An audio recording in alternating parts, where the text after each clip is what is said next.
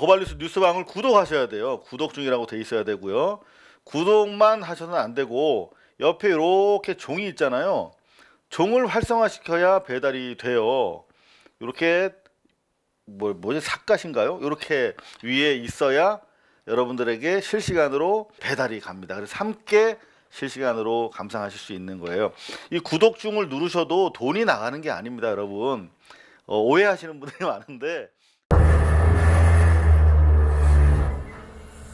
저 자리에서 30년 가까운 시간 동안 심해 구조와 탐사 관련된 자료와 경험이 축적된 알파잠수 본사가 헐리고 있는 모습입니다. 저는 김어준의 다스베이다까지 저희가 출연했잖아요. 근데 심지어 의혹이 거듭된 화재, 누가 봐도 밖에 있는 군 CCTV에 케이블이 누전되면서 불똥이 안으로 들어와서 알파잠수가 탄 것이 분명해 보이기 때문에 군이 찍고 있던 CCTV만 보여주면 되는데 법원의 명령에도 불구하고 공개하지 않았어. 너무나 의혹이 있잖아요. 박근혜 정권 치하에 2016년 당시에 이런 일이 있었으면 정권교체 됐으니 이제 진실이 드러날 거라고 생각했죠. 그래서 버티면서 철거를 안 했어요. 그런데 이종인 대표, 우리 시대의 의인을 우리가 보듬어 주지 못했습니다. 청와대 청원도 하고, 그래서 저는 20만이 돌파될 줄 알았어요. 심지어 김어준이 이런 얘기도 했잖아요. 왜, 물론 그 의혹 그 친구가 잘 제기하는 의혹인데 저는 몰랐어요. 그날 바다라고 하는 영화의 수중 촬영이 2017년 7월 화재 직후에 예정돼 있었대요. 이종인 대표 사무실에 가면은 바다 밑바닥을 칼라로 촬영하는 카메라가 있어요. 그거를 쭉 보면 지형에서 뭐 긁힌 자국이라든가 그런 것들이 다 보일 거 아니에요. 고맙게도 그런 촬영을 유일하게 오케이 하신 분이 이종인 대표였다, 이렇게 김어준이 얘기하고 있거든요. 그 직후에 그런 화재가 일어났고, 또 군은 CCTV를 여전히 정권이 교체된 이후에도 공개하지 않고 있고, 청와대 청원이 5만 명을 넘지 못했어요. 결국은 헐리는 알파잠수를 보면서 이 사진이 알파잠수의 캘린더예요. 4월 16일이 없잖아요. 빚으로, 마음속에 부담으로 떠안고 가겠다는 것인데, 우리 역시 알파잠수 이종인 대표의 진실을 찾아주지 못한 짐, 부채감을 마음속으로 떠안고 가야만 하는 그런 상황이 됐습니다. 그런가 하면 사실 저널리즘이라는 게 억울한 사람의 말을 들어주고 억울한 마음에 진실이 있으면 그 알려지도록 해주는 게 언론입니다.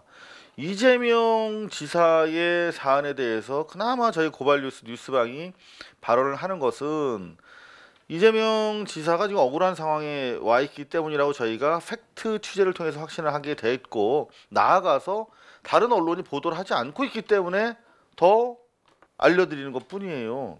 이것도 뭐 정말 중요한 기사인데 언론이 다뤄주지 않고 있어요. 무슨 말이냐, 교통사고 전에 2013년에 있었던 교통사고 전에 정신과 진료를 받았다는 내용이 나왔다는 거예요. 지금 검찰의 공소 내용은 2013년에 교통사고가 일어나고 나서 정신과적 증상이 생겨났다 라면서 공소를 제기했어요. 그러니까 공소 사실과 정면으로 어긋나는 사안이 발생한 거예요. 그러면 이거는 검찰의 진정성이 확 흔들리는 대목인데, 여기 보면 뉴스원이 입수했대요. 교통사고 2013년 3월 교통사고 3일 전에 용인에 있는 정신과 의원에서 진료를 받았대요. 상세불명의 우울 에피소드. 그건 자살로도 이어질 수 있는 그런 진단 아니겠습니까?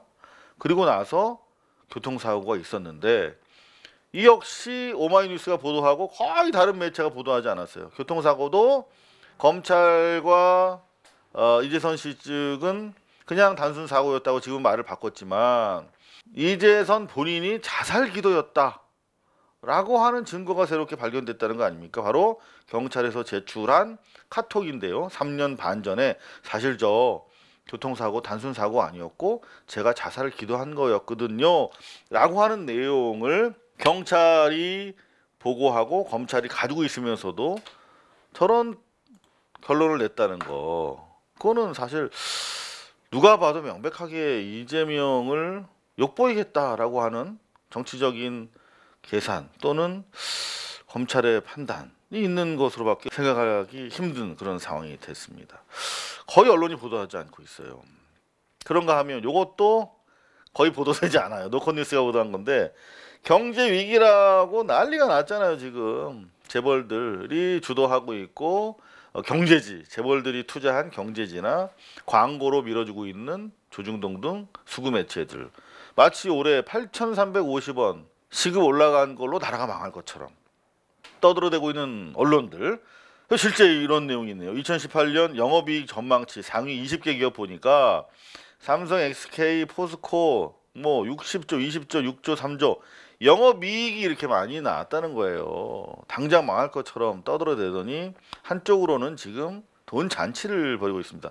그런데 또 심각한 건 뭐냐, 중소기업의 영업이익률은 점점 낮아져. 5%. 지금 자기들은 8.39%로 올라갔는데 3분기에 절반밖에 안 돼요. 절반도 안 되네. 격차가 이렇게 커진다. 중소기업과 상생도 안 되고, 더구나 양극화 체제 하에서 중산층 무너지고 하층민들은 그나마 나오는 것도 없어요. 정부에서 보조하겠다고 하는데 그거는 부자들한테 돈 주는 건 투자라고 그러고 가난한 사람한테 지원하는 거는 낭비라고 하죠.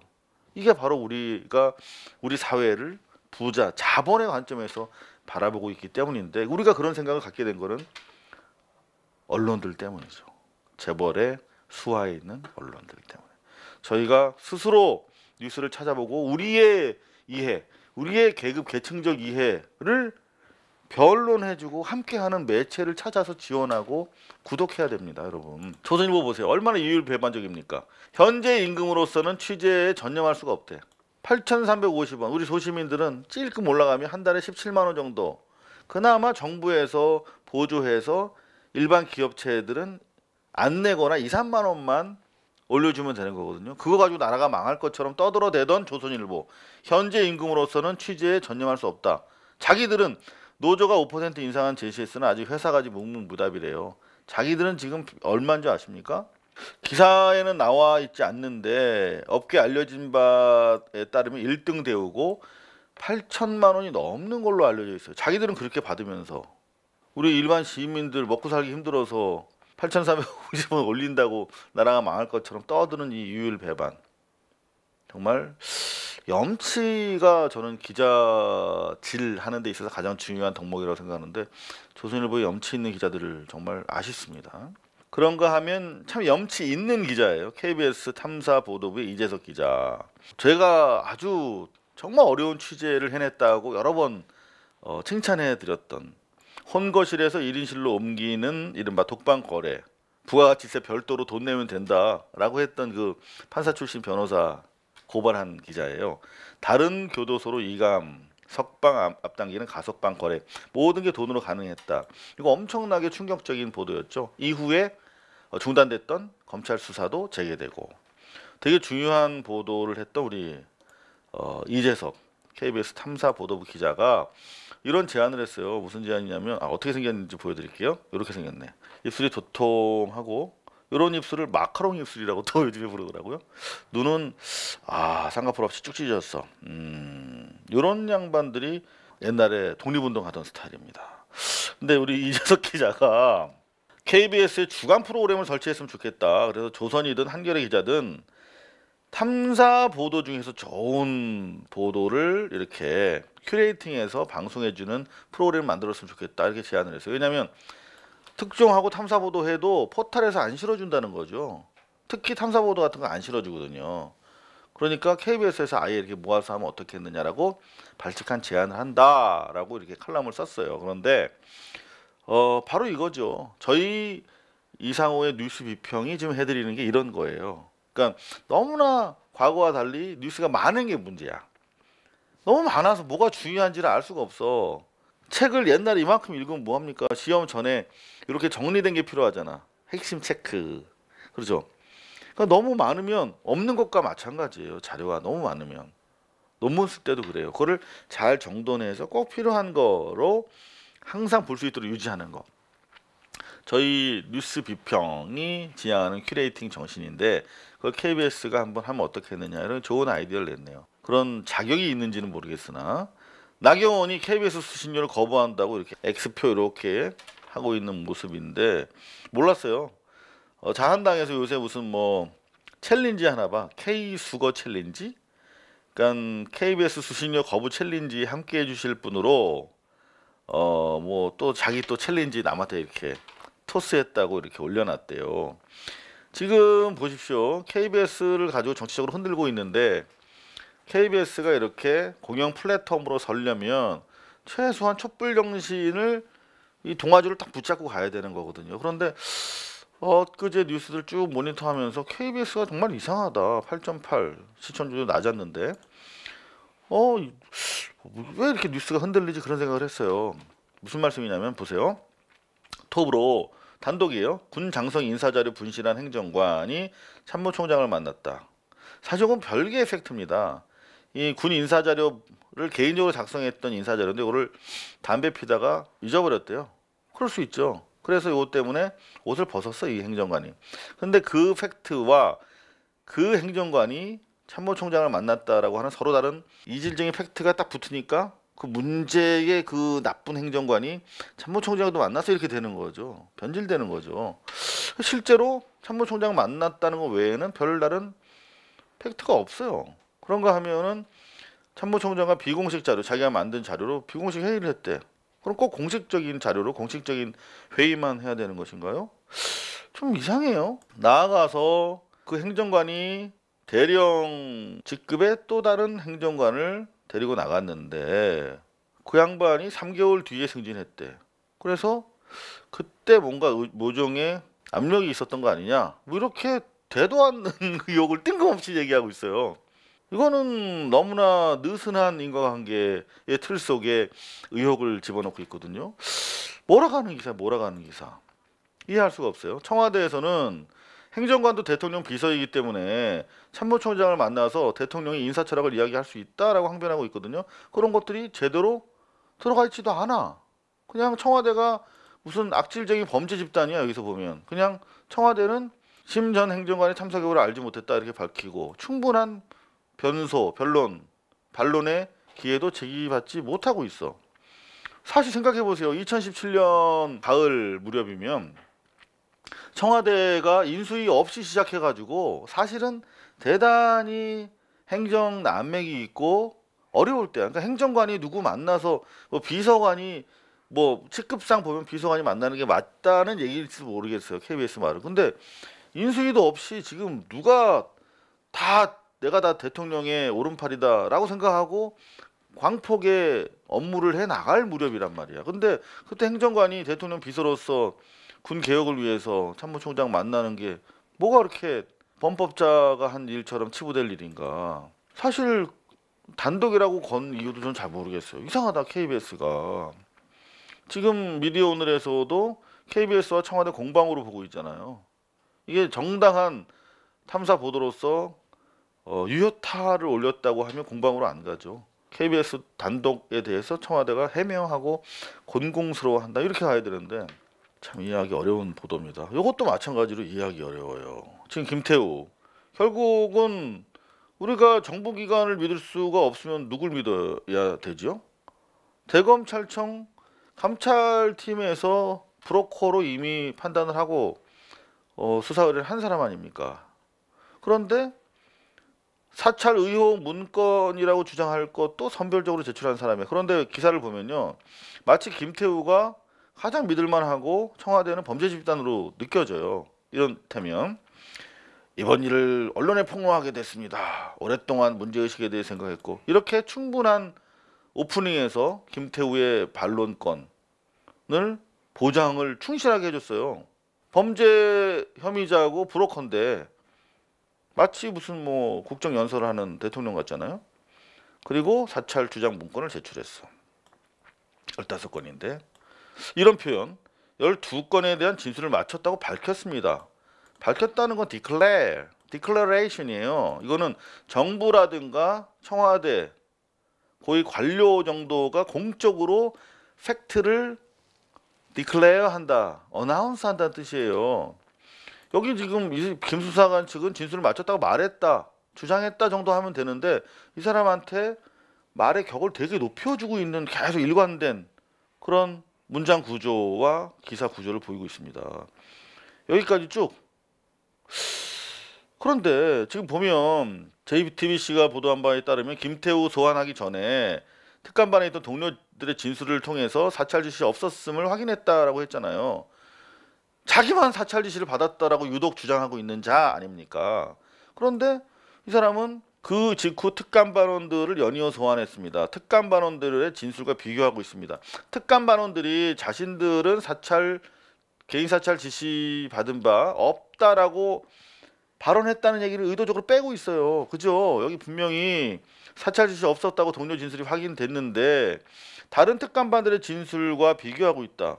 사찰 지시가 없었다고 특감반들은 진술했으며 다른 특감반들이 사찰 지시를 받지 않고 있다라고 했는데 왜 유독 김태우만 사찰 지시를 받았다라고 진술이 다른지 여부에 대해서 주목하고 있다. 이런 식으로 명백하게 밝혀줘야 되는데 그런 내용이 전혀 없어요. 한편 청와대 얘기는 딱 한 줄이 있어요.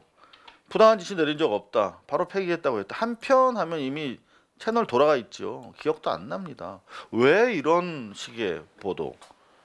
사기꾼이 잡혔는데 사기꾼의 범죄 혐의에 대해서 검찰이 어떻게 수사할 것인지를 적시해야 되는데 여기 보면 김 수사관이 범죄 혐의자가 아니라 마치 청와대를 상대로 정당한 싸움을 벌이고 있는 싸움의 주체자처럼 보여 있어요.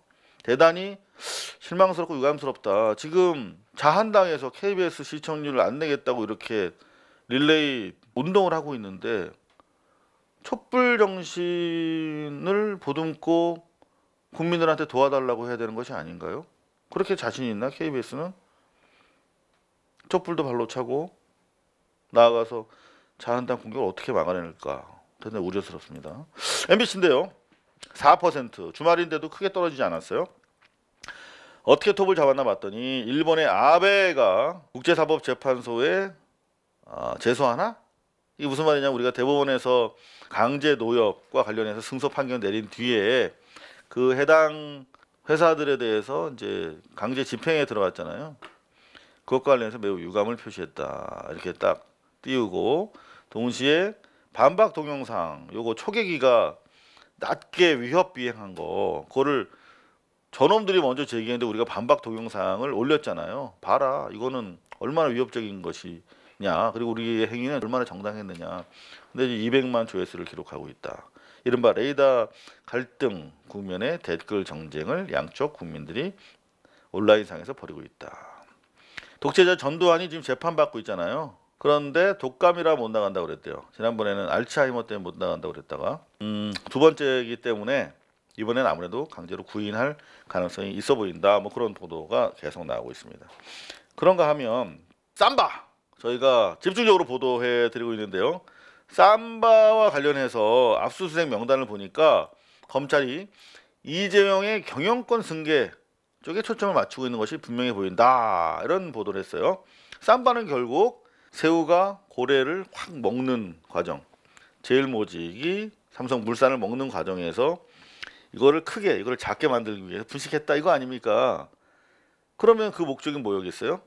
이재용이 이걸 많이 가지고 있으니 얘를 이렇게 먹으면 얘도 따라올 거 아니에요, 이재용한테. 결국 이재용의 경영권 승계, 이재용을 삼성의 왕으로 만들어지기 위해서 조직적으로 이루어진 범죄였다라고 하는 걸 밝히는 게 포인트잖아요.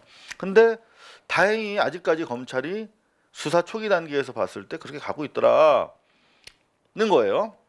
삼성 임직원 11명에 대해서 압수수색을 했는데 그 중에서 4명, 삼바 대표 등 4명이 알고 보니까 삼성그룹 컨트롤타워인 미래전략실 임원을 지낸 사람이라는 거지. 그러니까 미전실에서 파견 나온 거야, 삼바로. 대표이사부터 4명. 결국은 미전실이 자, 이제 우리가 움직이자, 삼바를 공작을 해야 우리가 이재용을 왕으로 옹립할 수 있어. 자, 그러면 너희들 4명, 어전회의 임원 4명을 삼바로 낙하산 딱 보내는 거야. 그리고 김영관 이제 문제가 되고 있는 김용관 같은 경우는 아예 미전실에 있다가 삼바의 감사를 경미했다는 사실을 알게 됐죠. 그런가 하면 미전실 출신으로 현재 삼성전자에 있는데 이 사람은 미전실 바이오 담당으로 있으면서 삼바로부터 분식회계 모의 정황을 이메일로 보고받다 걸린 사람이야. 뭐 이런 식으로 해서 그 개선상에 있는 이 조직적으로 미래 전략실에서 이재용 왕 만들기 작전 벌였던 애들이 대거 압수수색 대상에 포함되어 있더라. 잘 지켜보자. 여러분, 우리가 민주공화정의 국민이지 삼성 왕정의 신민은 아니지 않습니까? 라고 하는 차원에서 촉구하는 기사였습니다. 그런가 하면은 삼바 기심이에서 보통 40일 걸리는데 2배 빨랐대. 훨씬 더 회사가 크면은 더 복잡하고 더 조심스럽게 해야 되는데 18거래일밖에 안 걸렸대. 평균 40일인데 18거래일 만에 끝냈다는 거야. 삼바 상장 유지 결정으로. 자, 이하경 의원님, 제가 님자를 특별히 붙입니다. 이거를 최근 10년간 기심이 개최 현황 자료를 가지고 쫙 분석을 했대요. 정말 감사하고 땡큐입니다. 자, 결국은 뭐냐, 대마불사 논리가 이번에도 작동한 것으로 보이는데 증선이와 기심이 회의록을 공개해야 한다. 그리고 기심이 특히 기업심사위원회 당시 참여했던 패널 6명 인적사항도 공개해야 된다. 삼성 장학생인지 여부를 국민들이 판단할 수 있도록 해달라. 자, 지금 삼바에 대해서 우리가 진짜 집중적으로 보도해도 괜찮은 판인데 SBS에서 이런 보도를 했어요. 저는 제 눈을 의심했습니다. 핀란드 노키아라고 하는 회사가 핸드폰에서 스마트폰으로 넘어가는 단계, 2G에서 3G 폰으로 넘어가는 단계에 판단을 잘못했다가 폭망해서 없어져 버렸잖아요. 지금 핸드폰 시장이 경쟁이 치열하다 그러면서 삼성은 이미 방향 틀었다. 그래서 애플처럼 고가품 마켓이 아니라 값을 낮춘 제품들 쪽으로도 방향을 선회했다. 이런 삼성 광고 비슷한 보도를 하더라고요. 그러면서 중가로 값싸고 기술 좋은 걸 만들어서 신흥시장에서 화이랑 붙겠다 이런 전략이라고 친절하게 풀어주면서 나아가서 요거 한 달 전에 인도 최대 통신 재벌 결혼식에 이재용 부회장이 인도 옷을 입고 간 것만 해도 경쟁 상황을 알 수가 있대. 뭔 얘기예요? 이재용이 갔다 얼마나 치열한지 알 수 있지 않느냐. 이거는 경강부회죠. 이재용 석방 구명위원회에서 보도자료, 홍보자료를 내면 이렇게 쓸 것 같아요. 봐라, 지금 핸드폰 전쟁이라서 인도에 가서 이렇게 옷 입은 게 경쟁 상황을 알려주는 내용이라는 거네요. 여하튼 잠시라도 우리 감시가 소홀해지면 언론들은 자본의 꿀물 빨로 저쪽으로 가서 달라붙습니다. 여러분, SBS 볼까요? 4.6 아베 징용배상 압류 신청 대응 검토. 똑같네요. MBC랑 반한 여론을 자극하면서 자기 정치 플레이를 하고 있다. 신일 철주금 압류 신청했고 미쓰비시에 협상 요구했는데 국제법정으로 지금 가려고 한다. 이런 얘기. 문 대통령이 10일 신년 기자회견을 하는데 2기 청와대가 데뷔한다. 지금 속속 인선이 이루어지고 있다 그래요. 비서실장부터 각 수석들. 독감의 고열, 전두환 재판 또 불출석, 구인장이 발부될 것 같다. 알릴레오 흥행 대박, 불붙는 정계 복귀론, 선긋기에 바쁜 유시민. 알릴레오 말고 이제 고칠레오라고 있더라고요. 잘못된 언론 보도를 고친대요. 그래서 올라온 거 봤더니 절대 정치 안 하겠다라고 말씀을 하셨는데 자기 개인 유시민의 삶을 존중해 달라 뭐 이런 얘기로 클로징을 하더라고요. 근데 글쎄요. 모르겠습니다. JTBC 뉴스룸 3.16 아이고 대폭 떨어졌네요. 주말에 어떻게 편집을 했나 봤더니 특별히 다를 건 없습니다. 아베 1, 2 문 대통령 기자회견 하나. 이태리 북한 대리대사가 이태리로 남을까 미국으로 갈까 좀 미국 쪽으로 간다는 얘기죠. 검찰 양승태 김앤장 독대 문건 확보했다. 11일 날 조사하는데 집중 출국 예정이다. 보니까 양승태 보도가 지금 거의 자취를 감추고 있죠. 검찰이 양승태랑 김앤장이 만난 거는 파악을 했는데 압수 과정에서 재판 결과를 논의한 다량의 문건을 확보했다는 소식이에요. 무슨 말이냐면 지난번에 김앤장 압수수색하면서 한모 변호사라는 양반이 양 전 대법원장과 수차례 독대를 해서 만든 보고서가 있나 봐요. 그런가 하면 또 김앤장 고문진 했죠. 유명한 전 외교부 장관이 임종원 전 행정처 차장과 만나서 나눈 대화도 포함이 돼 있더래요. 피해자들이 승소하면 외교적으로 문제가 있으니까 어떻게 하면 지게 할까를 논의한 거야. 국민들의 반에 일본 편을 들면서 대한민국 대법원의 헤드들이 지금 김앤장을 압수수색했다는 건 대단한 사안인데 모든 부정과 부조리를 척결하려고 들어가면 그걸 법리적으로 환원시켜버리잖아요. 법의 문제로. 그럼 거기에 김앤장이 있어. 김앤장에 대한 본질적인 해체와 개혁 없이는 법적인 걸 넘어서 현실적인 개혁은 상당히 어렵지 않겠는가 그런 생각을 합니다. 이상우의 뉴스 비평이었습니다. 감사합니다. 고발뉴스는 여러분의 자발적 후원에 힘입어 운영되는 대한매체입니다. 자본과 외압에 흔들리지 않는 언론으로 키워주십시오. 후원 신청은 지금 고발뉴스닷컴에서 접수 중입니다. 여러분의 많은 참여를 부탁드립니다. 감사합니다.